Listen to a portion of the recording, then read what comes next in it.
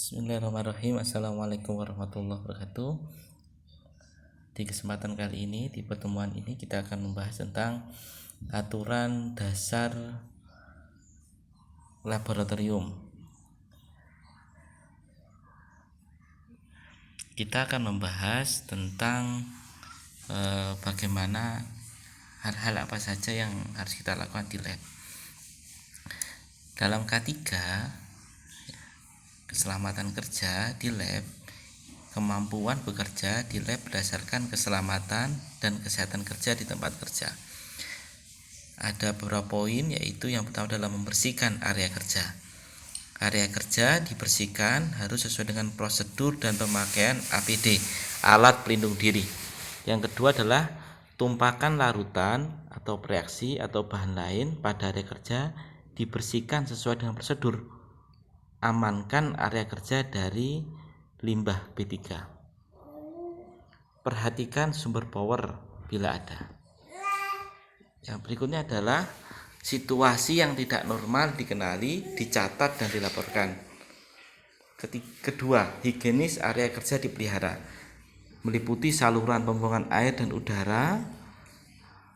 Kedua adalah tempat penampungan sisa, contoh dan reaksi sisa analisa setelah tempat penyimpanan contoh. Ketiga adalah kebersihan lantai ruangan dan meja-meja analisa.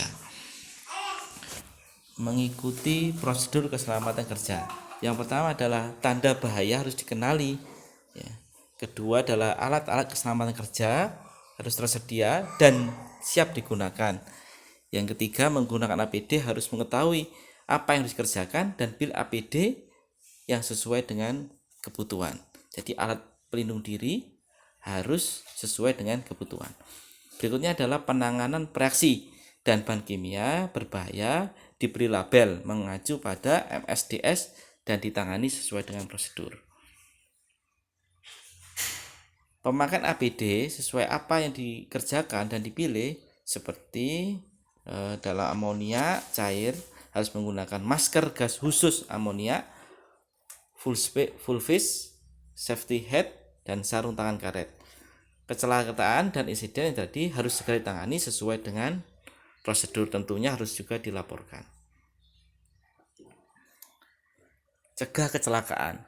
Di dalam industri, kecelakaan itu memiliki potensi yang sangat besar.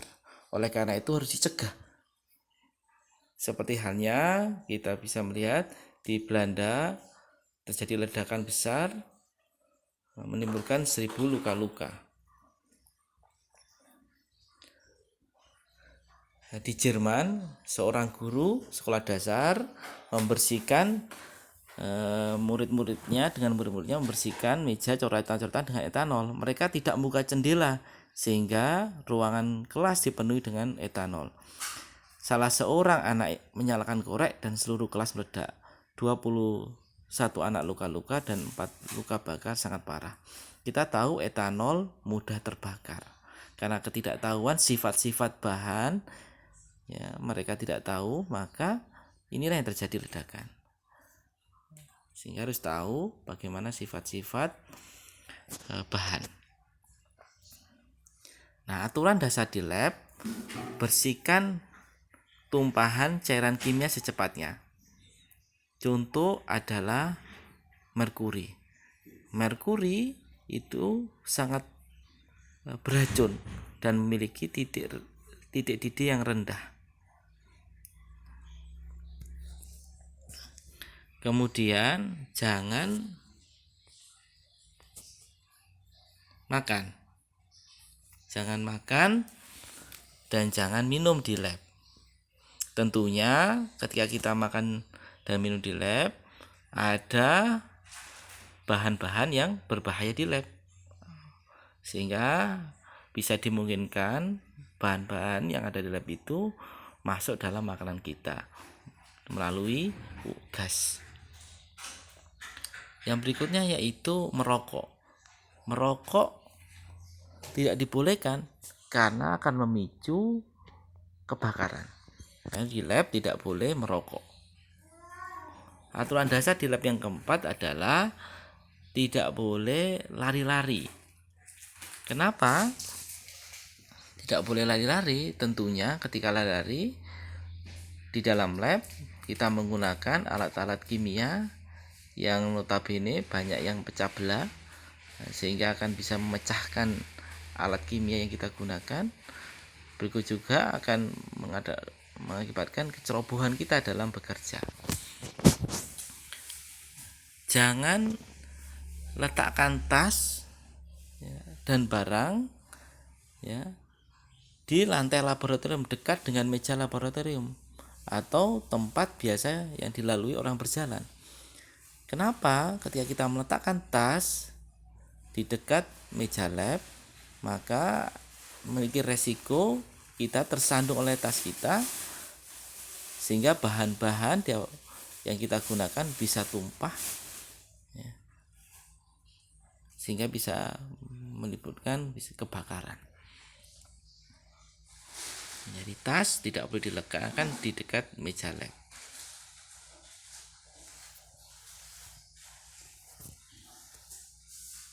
Yang kemudian adalah peralatan pelindung harus dipakai setiap individu selama di lab.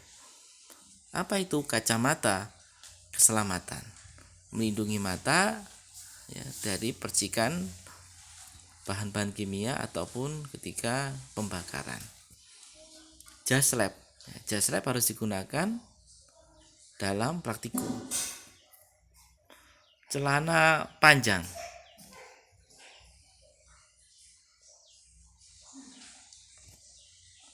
sepatu tertutup sampai mata kaki.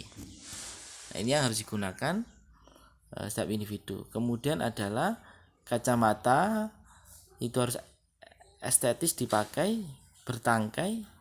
Optik glass pada kacamata dalam kondisi baik. Kemudian pelindung muka digunakan untuk bahan yang mudah meledak dan sangat beracun.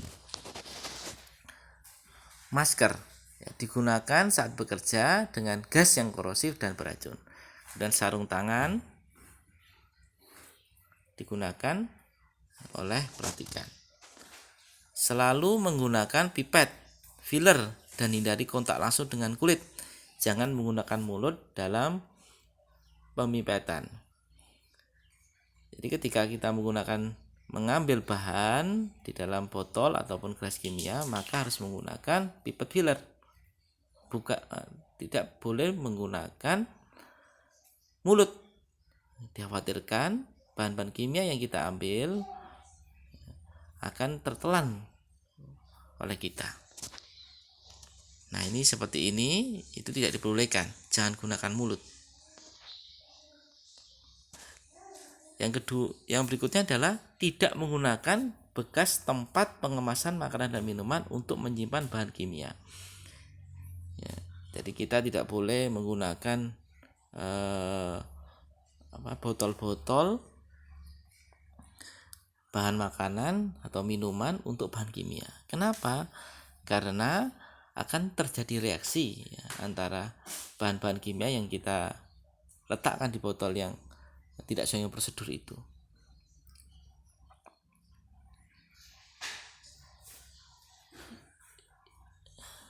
Yang berikutnya adalah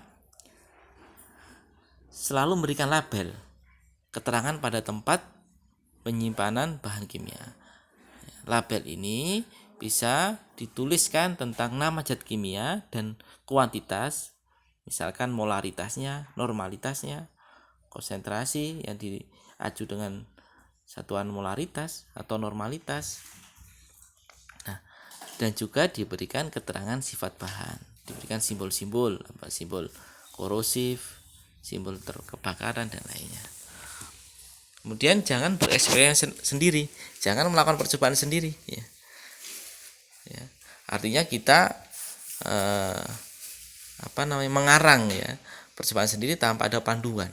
Harus menggunakan panduan berupa job sheet ataupun cara kerja yang ada di dalam petunjuk praktikum. Selalu menggunakan indikator aliran ketika menggunakan air pendingin. Kita menggunakan indikator ini agar aliran aliran air yang kita butuhkan itu sesuai dengan kebutuhan kita, tidak berlebih.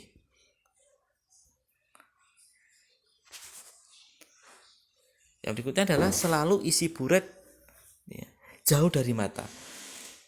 Kita biasanya akan mengadakan praktikum terkait titrasi ya. Buret itu harus jauh dari mata. Ya, tidak boleh dekat dengan mata buret. Di dalam lab, bawa botol dengan kedua tangan ya, dan pakai sarung tangan. Ya. Jangan memegang leher botol.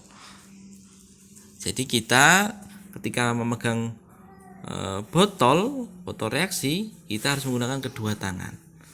Dikhawatirkan ketika satu tangan kita licin, kemudian jatuh. Posisi membawa botol harus seperti yang ada di gambar. Jika di luar lab, gunakan ember. Gunakan ember, jangan bawa botol dengan tangan.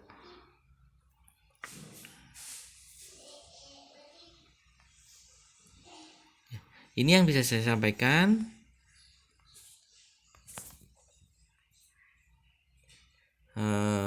Yang terakhir adalah tata tertib bekerja di lab. Bekerja dengan memakai jas lab.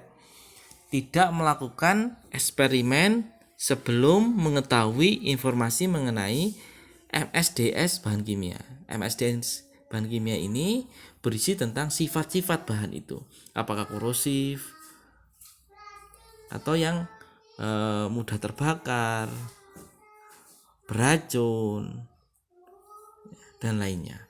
Peralatan dan harus persetujuan atasan. Di sini kita harus izin kepada guru. Berikutnya adalah mengetahui cara pemakaian alat darurat pemadam kebakaran APAR. Jadi kita tahu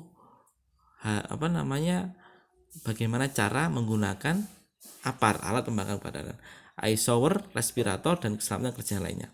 Tidak bekerja sendirian di ruang lab supaya bila terjadi kecelakaan dapat dibantu segera. Jadi jangan melakukan percobaan satu orang, harus ada teman. Ya, harus berkelompok ya, agar kalau misalkan terjadi apa-apa ada yang akan membantu dan meminta pertolongan kepada yang lainnya. Terima kasih, ini yang bisa saya sampaikan. Akan ada video-video berikutnya tentang bagaimana lab yang baik itu seperti apa dan yang asik-asik lagi. Terima kasih. Wassalamualaikum warahmatullahi wabarakatuh.